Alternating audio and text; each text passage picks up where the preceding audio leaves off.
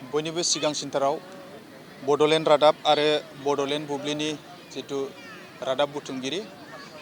नोंथांमोननिसिम साबायखर थाबाय सनितपुर जिल्ला बर' फरायसा आफादनि जानानै नंगौ जोङो सनितपुर जिल्ला बर' फरायसा आफाद जानानै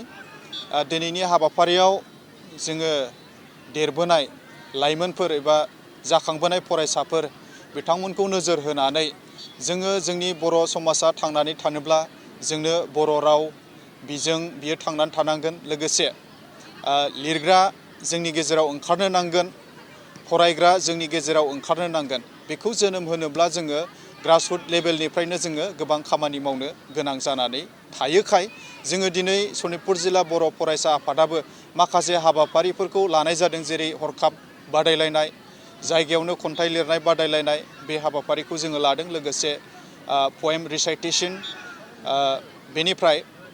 बाथ्रा दान्थेनाय बे हाबाफारिफोरखौ जोङो लानाय जादों जोंनि बर' समाजाव बर' लाइमोनफोरनि गेजेराव जोङो सुबुं धोन जोङो सोरजिनो थाखाय गोबां नेरानेफेरा नाजादों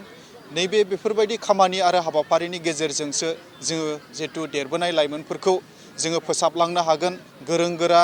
गुनि गियानि जोङो खालामलांनो हागोन आरो जोंनि गेजेराव माखासे लिरगिरि जिहेतु गोदान गोदान ओंखारबोगोन जोङो नैबेफोरखौ नोजोर होनानै बे थुनलाइयारि बादायलायनाय हाबाफारिखौ बर' फरायसा आफादा बोसोरफ्रोमबो खुंनाय जायो बा खालामनाय जायो। जिल्ला लेभेलाव बे बादायलायनायाव जायफोरा देरहासार बान्थाखौ मोननो हागोन जोङो बेखौ जिहेतु मिरुनि बादायलायनाय हाबाफारियाव बिथांमोनखौ जिल्लानिफ्राय लांनाय जायो आरो जोङो बिथांमोननो जायफोरा देरहासार